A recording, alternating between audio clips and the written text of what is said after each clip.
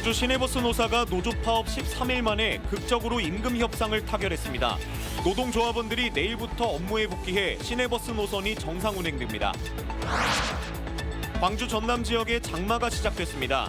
내일까지 많게는 150mm가 넘는 집중호우가 예상되며 기상청은 저지대 침수와 급류 사고에 각별한 주의를 당부했습니다. 국제 슬로시티 세계총회가 국내 기초자치단체 중 처음으로 전남 완도에서 열렸습니다. 세계 13개국 대표단이 참석한 이번 총회는 완도의 해양치유자원과 슬로라이프 문화를 세계에 소개하는 계기가 되고 있습니다. 기아 타이거즈가 리그 초반에 부진을 털고 시즌 첫 5연승을 기록하며 단독 5위로 도약했습니다. 곧 이유리, 김선빈, 나성범, 김도영 등 주축 선수들의 복귀도 예정돼 있어 후반기 호랑이 군단의 뜨거운 반격이 기대됩니다. 여러분 안녕하십니까? KBC 8시 뉴스 시작합니다. 광주 시내버스 노동조합이 파업 13일 만에 극적으로 사측과 임금 협상을 타결했습니다. 노동조합원들이 내일부터 업무에 복귀해 시내버스 노선이 정상 운행됩니다. 신대희 기자가 보도합니다. 죄송합니다. 강기정 광주시장과 광주 시내버스 노사 대표가 임금협상 타결 직후 시민들에게 고개를 숙였습니다. 열흘 넘게 버스 운행을 멈춰 불편과 혼란을 끼친 것에 사과한 겁니다. 시민들께 불편을 드려서 대단히 죄송합니다. 앞으로 노사가 합심해서 보다 시민들에게 친절하고 안전한 운송 수단이 될 수 있도록 노력하겠습니다. 광주 시내버스 노조는 중공영제 도입 이후 역대 최장 파업 기간인 13일 만에 협상안을 받아들였습니다.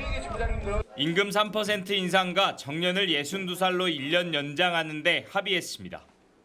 파업에 참여했던 노조원 848명은 내일 첫 차부터 정상 운행합니다. 그 어려움 속에서 이렇게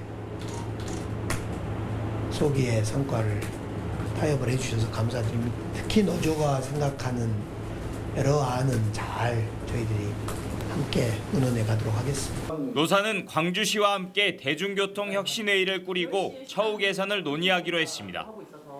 버스 요금 인상과 중공영제 예산 활용 효율성 등 시내버스 노선 정책과 노동환경 전반을 점검하고 개선합니다. 협의체에서 근로자 임금 및 처우 개선, 대중교통 요금을 현실화시켜서 중공영제 전반적인 구조를 개선하겠다. 어떤 내용들을 더 추가적으로 가져올 것인가 본 합의서를 8월 말까지 쓰기로 했습니다. 시내버스 정상화 이후 대중교통 정책에 대한 합리적인 개선안이 마련될지 관심이 쏠리고 있습니다. KBC 신대희입니다. 윤석열 정부에서 대폭 삭감됐던 한국에너지공과대학의 정부 지원금이 이재명 정부의 첫 추경 예산안에 100억 원 반영됐습니다.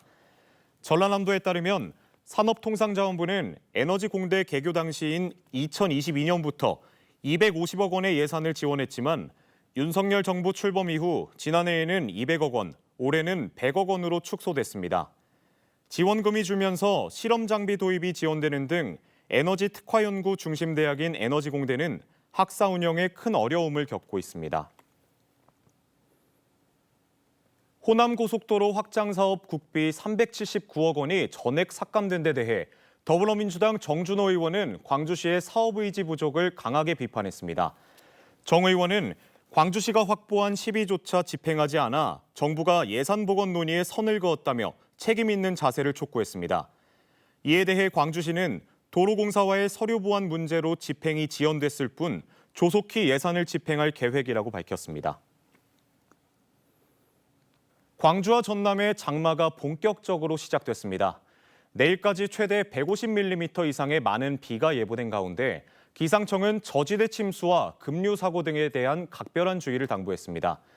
광주시와 전라남도도 여름철 자연재난에 대비한 대응 체계를 본격 가동했습니다. 신민지 기자입니다.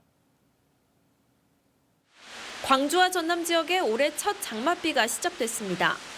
기상청은 주말까지 정체전선의 영향으로 광주 전남 전역에 비가 이어지겠다고 예보했습니다. 내일까지 예상 강수량은 50에서 100mm, 특히 광주와 전남 북부를 중심으로 많은 곳은 150mm 이상의 비가 오는 곳도 있겠습니다.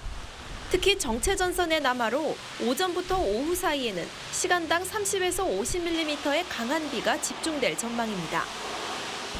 오늘부터 내리는 비는 동서로 길고 남북으로 폭이 좁아서 지역에 따라 강수 강도와 강수량의 차이가 크겠으므로 소강 상태를 보이는 곳이 있겠습니다.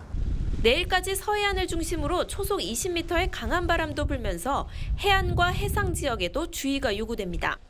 현재 무안과 한평, 영광 등 전남 일부 지역에는 강풍주의보가, 서해 남부 앞바다에는 풍랑주의보가 발효된 상태입니다.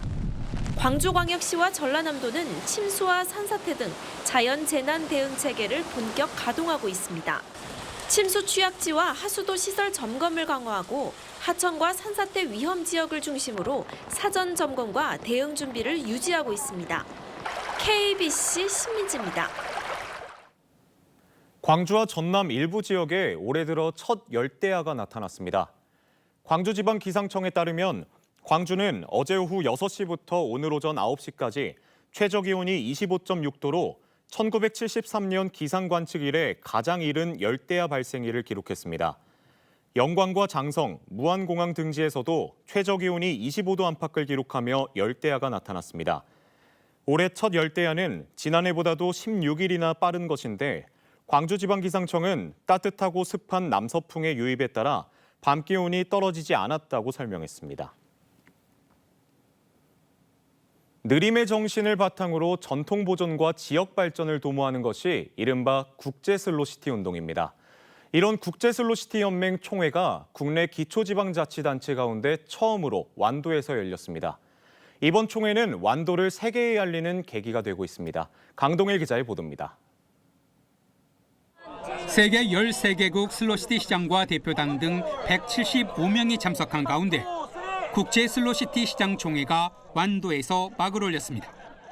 국제 슬로시티 연맹은 세계 33개국 301개 도시가 가입해 있으며 국내에서는 완도와 신안, 담양, 장흥 등 15개 지자체가 슬로시티로 인정받고 있습니다. 대회를 유치한 완도에게는 아시아 최초의 슬로시티인 청산도와 지난 2003년 개관 이후 8만 명이 넘게 찾은 완도 해양 치유 프로그램을 전 세계에 소개하는 기회가 되고 있습니다. 우리 완도의 천혜적인 그런 아름다운 자연 환경과 더불어서 해양 자원을 이렇게 선보일 수 있는 좋은 기회가 될 것이고. 총회 참석자들은 완도 명사심리 해수욕장에 위치한 해양치유센터에서 해양치유를 직접 경험했습니다. 천연 머드와 거품 치료 등을 통해 안락함과 편안함을 느끼기도 했습니다. It's amazing experience here in Wando. Thank you for inviting us, and I hope we will get back soon to you from Poland. 슬로시티 총회의 마지막 날인 22일에는 야트막한 검은 돌담과 들녘이 잘 어울리는 완도 청산도를 찾아 느림의 정신을 만끽할 예정입니다.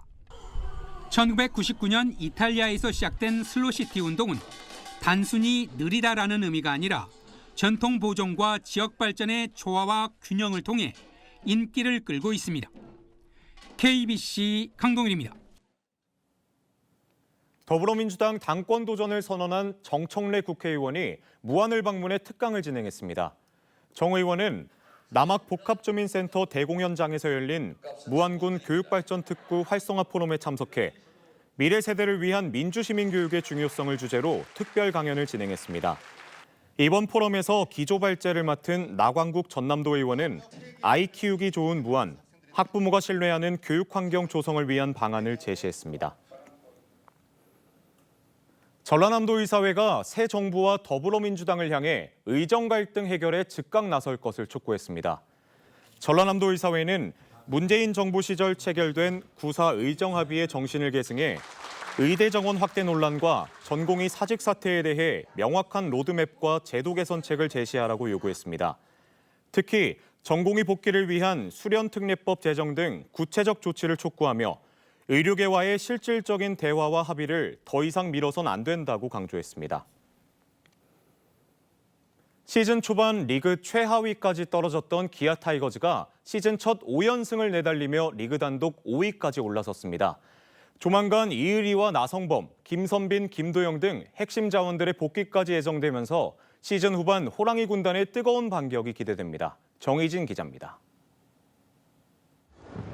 기아의 승리를 확정짓기 위한 단 3개의 아웃카운트를 남겨두고 8회에 이어 다시 마운드에 오른 성영탁.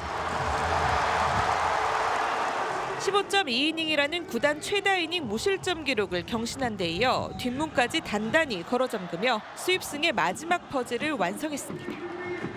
이로써 기아는 시즌 첫 5연승을 내달리며 치열한 중위권 다툼에서 순위 반등에 성공, 리그 단독 5위까지 올라섰습니다.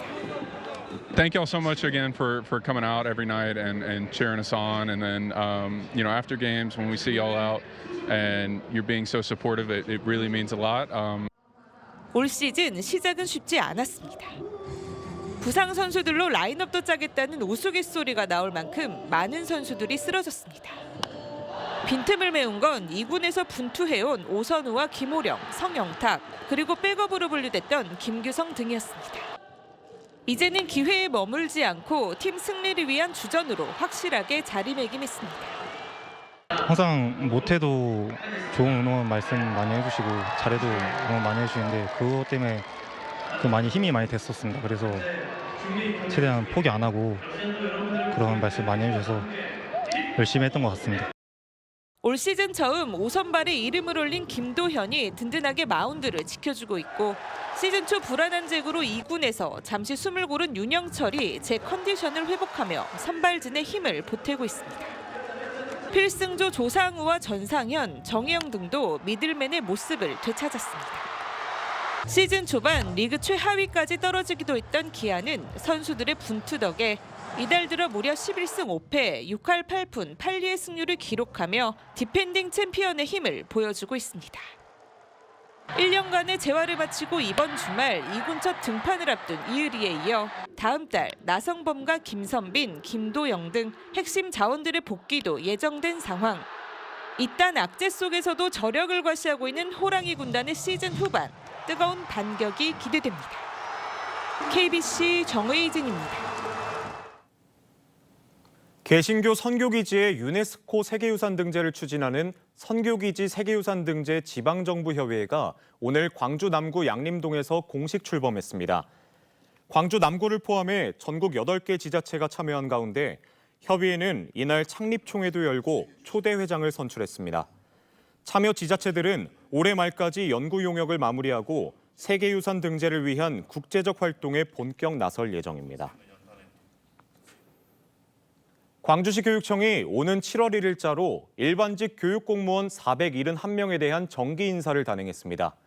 이번 인사에서는 4급 서기관 2명을 포함해 승진 75명, 전보 301명, 신규 임용 32명이 포함됐으며 광산교육지원센터와 인성생활교육과 신설도 함께 이뤄졌습니다.